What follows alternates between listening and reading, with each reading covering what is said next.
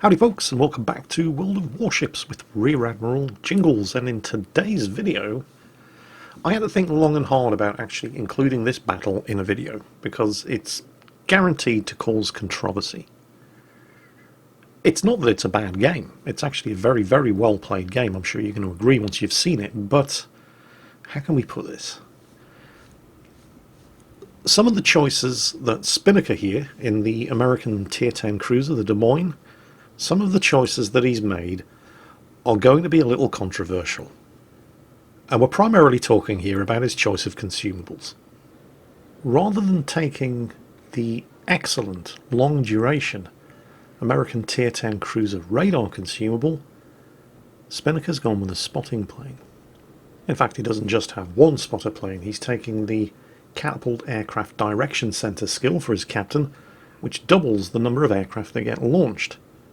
Now this is going to be a very controversial choice, and I'm sure that Spinnaker is going to take untold amounts of shit in the comments of this video for taking spotter aircraft instead of radar. However, just bear a few things in mind. Spotter aircraft do come with a couple of perks that you don't get if you've chosen radar. For one thing, radar isn't going to spot torpedoes. Spotter aircraft can do that. Also, spotter aircraft last a lot longer than radar, and do provide excellent visibility to both yourself and your team of what's going on around your ship. However, and these are a number of fairly big howevers, spotter aircraft cannot spot ships in stealth. They're not going to spot destroyers hiding in smoke, or anybody hiding in smoke for that matter, which straight away neutralises an enemy destroyer's biggest fear whenever they see a Des Moines on the enemy team, the fear of being detected by radar and exposed while hiding in smoke. Secondly, radar can't be shot down by anti-aircraft fire or fighter aircraft. Spotter planes can. And finally, putting a spotter plane or a pair of spotter planes up can and will reveal the location of unstealthed enemy ships all around you. But it also tells them that you're in the location too. Where there's a spotter aircraft, there has to be a mothership. And if you see a pair of spotter planes orbiting an area, it's not hard to figure out that at the centre of the circle described by the orbit of those spotter planes, there's going to be an enemy ship. And for a practical demonstration of the limitations of spotter aircraft versus surveillance radar, this is exactly what we're talking about. Shimakaze would have been inside the Des Moines radar range and would now be dead, sitting in a smokescreen lit up by radar in front of a Des Moines auto-loading 203mm guns. But he's gotten away with it. We can't see him. Likewise, the Z-52, also now hidden in smoke. Can't see him. However, the spotter aircraft have revealed the location of that enemy Montana, who until the spotter aircraft went up, nobody was able to see him firing his guns on the far side of that smokescreen. So we've lost the opportunity to obliterate the two destroyers who were busy capping Alpha. But we have gained the ability to put some long-range fire in on an enemy Tier 10 battleship. Is it worth the trade-off? Most people would probably say no, and I have to admit I'd agree with them. But, well, the point of today's video is to show you that while this is probably not the best choice, it's not entirely without merit. Radar wouldn't have spotted those torpedoes coming, for one thing. The spotter aircraft did. Although, to be completely fair, you don't have to have hydroacoustic search equipped, which American cruisers cannot do, to figure out that there are likely to be torpedoes coming from a smokescreen that's concealing a Shimakaze and a Z-52. Two destroyers who right now would either be dead or on very low health and running for their lives, and in no position to complete the capture of that cap circle up ahead if they had found themselves sitting in front of a Des Moines with surveillance radar instead of a Des Moines with spotter aircraft equipped. It's all about the trade-off. And to be completely fair once again, just take a look at the map and have a look at all of those enemy ships. Some of which are trying to stealth shoot from behind islands, and probably would have been able to stealth shoot from behind islands if not for the fact that these spotter aircraft are picking them up every time they empty their guns. So it is very much a trade-off. I'm just not convinced that it's worth the cost. I feel that you give up too much utility and functionality for your team by picking spotting aircraft rather than surveillance radar, even though there are undeniable benefits associated with it, which is why I think it is very, very brave indeed of Spinnaker to send this replay in, because he has to know that he's opened himself up for all kinds of criticism in the comments, thanks to the choices of consumables that he's made. I suspect, however, well, he's going to just let his performance speak for itself, because that really is the proof of the pudding. It's all in the tasting. So, challenge on. Spinnaker in a spotter plane Des Moines. Let's see how he does. For those of you who are unfamiliar with this ship, you've probably already noticed the blistering rate of fire of these guns, and while the rate of fire of the Des Moines guns isn't quite as fast as that of the Neptune or the Minotaur, for example, those British cruisers are on with 152mm guns. The Des Moines has 203mm guns. This is a heavy cruiser, not a light cruiser, and was in fact the last all-gun heavy cruiser ever built anywhere by anybody. These guns are autoloaders. They have a base reload of 5.5 seconds, and she's got 9 of these guns. This thing will dispense democracy at a rate of over 100 shots a minute. The downside, as you can see, is that this ship really can't take a beating. Despite the monstrous amounts of damage per minute that a Des Moines can push out, it really doesn't want to be sitting toe-to-toe in open water with another enemy ship trading shots. The ship's citadel sits uncomfortably high in the water, and long-range plunging fire from high-caliber guns can and will cause citadel hits. The turrets are also knocked out relatively easily, and the ammunition fired by the turrets has a relatively slow velocity and therefore a high firing arc. On the plus side, of course, this does allow you to take advantage of hiding behind islands and lobbing your shells over the top of them. The downside is that it makes your shots relatively easy at long range for enemy ships to dodge. As far as the ship's armour is concerned, it's a bit of a mixed blessing. She's not as badly armoured as a British light cruiser, but she's nowhere near as heavily armoured as something like the Moskva, for example. And when I say that's a bit of a mixed blessing, what I mean is she's got just enough armour to arm the fuses of 406mm or higher armour-piercing shells. They're unlikely to over-penetrate in the same way that can and does happen with ships like the Neptune or the Minotaur.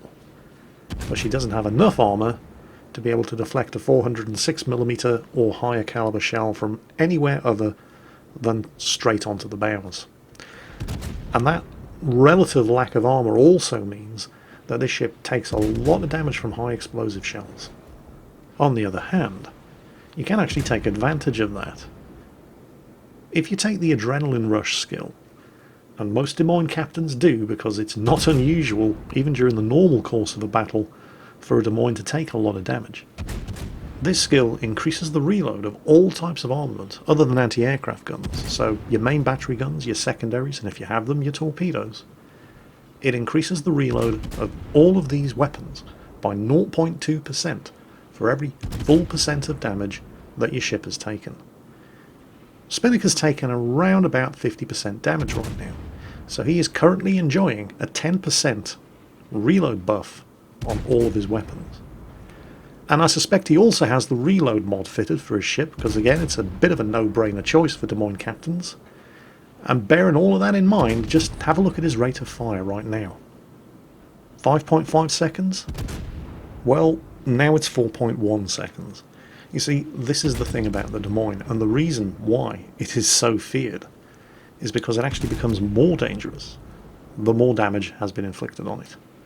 And it's pretty dangerous to start with. Look at this poor Frederick the Great.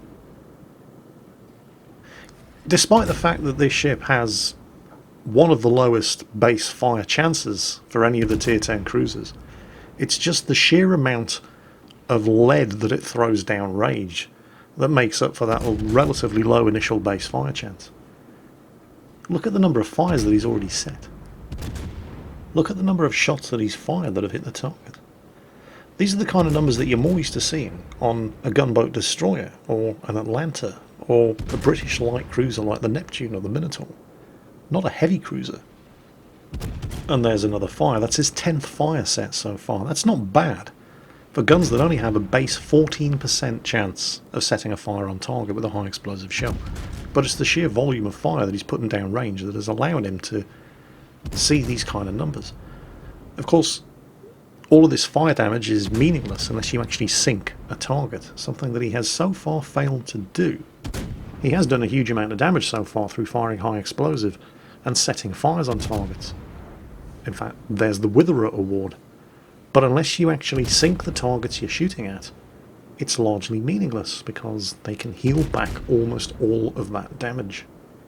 The team have just lost a Minotaur. There's a Kiev making a torpedo run on the Frederick the Great. He dies to the Frederick secondaries, but they do at least manage to finish off the Frederick the Great. So, well, I suppose a tier 8 destroyer for a tier 9 battleship is a good trade. The problem is they're behind on ships. They can't afford to really be trading ships. If they keep doing that, they're going to lose because they're going to run out of ships long before the enemy team.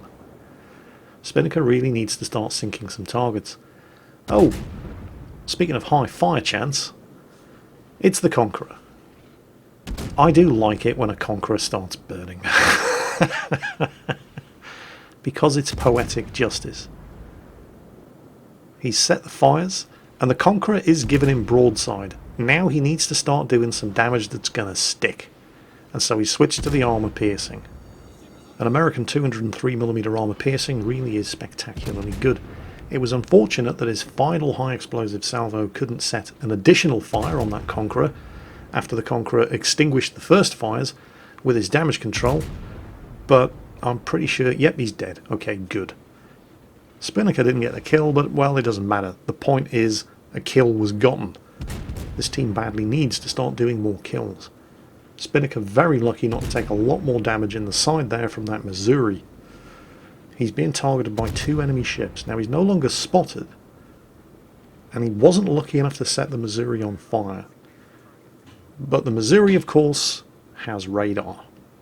And that's going to be bad news for Spinnaker, and bad news for the Z-52 who's with him. Of course, the Missouri isn't in a position to do any kind of damage to him right now because he's got an island between them. But it's not just the Missouri he needs to be worrying about. Bravo's being capped. Who by? Oh shit. It's a Moskva, and when I say oh shit, I mean oh shit, poor Moskva. Because he had his chance, right there, to finish Spinnaker off.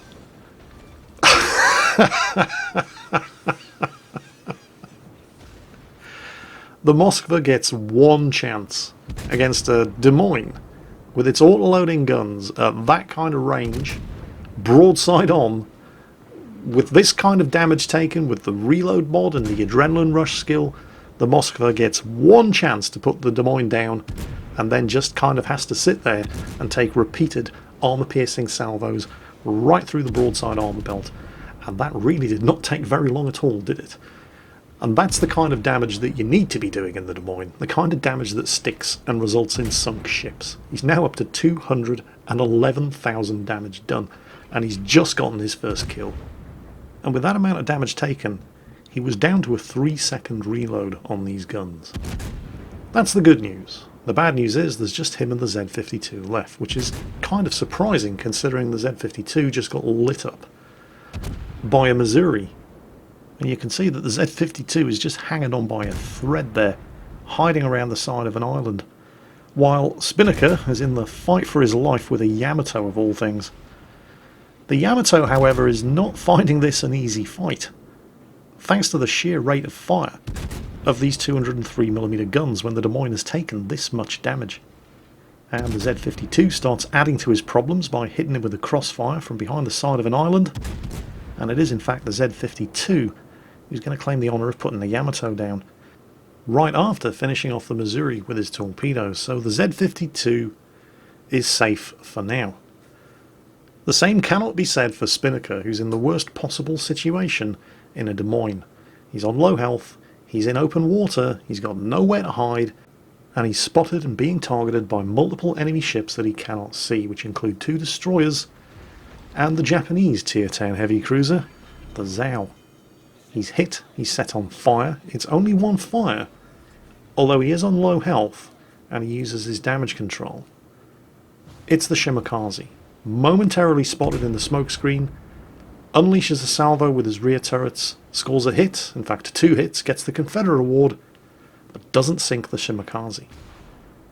At this point, thanks to holding 2 of the capture points and sinking that Yamato, they're now ahead on points.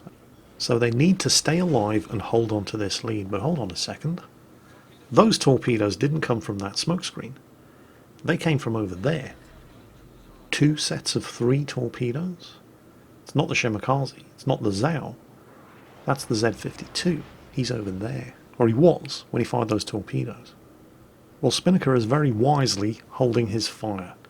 He needs to put some distance between himself and that smokescreen, and hope that the Shimakaze is staying inside the smokescreen and not chasing him, because the Shimakaze can easily outrun a Des Moines, as can a Z-52. He has to stay alive and hold on to this points lead. Some friendly torpedoes going in over there from the Z-52, who also needs to stay alive and hold on to this points lead. He has even less health and is even more easily damaged than Spinnaker is. But somebody is keeping tabs on Spinnaker. He's got... Oof. Oh, hello. Well, that tells us where the Zhao is, at least. That explains the source of the armor-piercing shells that were coming out from behind that smokescreen. The Zhao is also very, very good at setting fires. In fact, it's second only to the Conqueror when it comes to starting fires on ships. It's also incredibly sneaky. And he's got a lot of health. But he's been set on fire. You have to assume that one or both of the enemy destroyers is also shadowing Spinnaker and keeping him lit up. You see, he's lost sight of the Zhao now because he stopped firing. The Zhao, however, does have quite a long reload on its gun, so it's not unusual when you're being pursued by a Zhao to see it momentarily disappearing from view. The Zhao's trying to finish the kill here with... Oh, hang on a second. Plot twist. There's the Shimakaze. Oh, the Z-52 is taking an awful chance. Spinnaker has to help him out. He's got to keep his teammate alive. The spotter aircraft are now up. He's killed the Shimakaze. Torpedoes from the Zhao spotted by the aircraft. He's bought the friendly Z-52 a little bit of breathing space, but not a lot, because the enemy Z-52 is gunning for him now. Switches fire to the enemy Z-52, even if it means it's keeping him lit up for the enemy Zhao. Does score a couple of hits. It remains to be seen how much damage he actually did to that Z-52. But now he needs to shut up and stop firing his guns. The battle between the 2 Z-52s is now their business. Spinnaker did what he could to assist. He killed the Shimakaze. He inflicted some damage on the enemy Z-52. But now he's in serious danger of taking one of those plunging fire citadel hits that we talked about earlier from that enemy Zhao. So he just has to keep ducking and weaving, say a prayer for the friendly Z-52, and wait until he goes undetected. And he's done it. He's got the armor piercing loaded.